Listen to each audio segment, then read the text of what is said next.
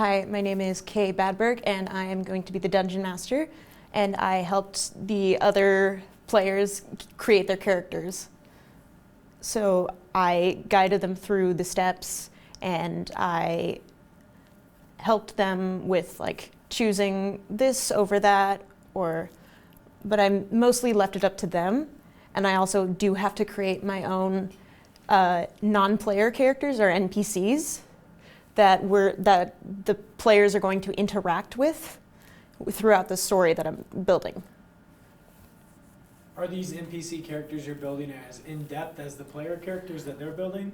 It depends on if like I know there's one that I'm building that's gonna be like with the party, kind of guiding the party along and how to play the game sort of.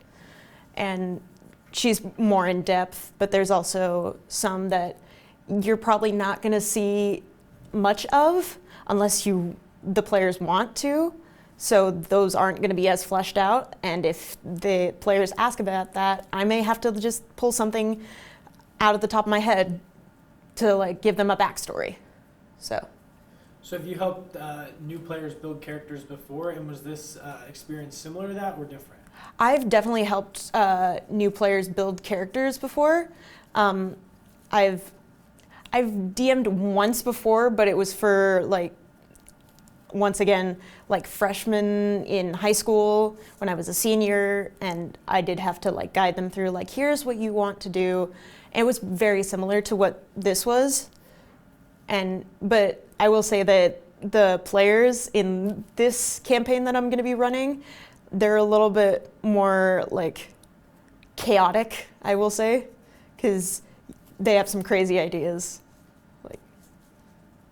So is being the biggest change between being a dungeon master and a player building these NPC characters, or are you building a story as well? I'm also building a story, so I have to like build there's some aspects of it that's in the Dungeon Master's Guide, but I could also like build like shops and stuff, and like how the hierarchy of the world is.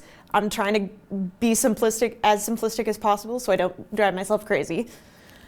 But otherwise, I do have to, the Dungeon Master just has more responsibility, is a player with more responsibility than your average player, because the average player just has to worry about one character, and the Dungeon Master has to worry about basically all of them.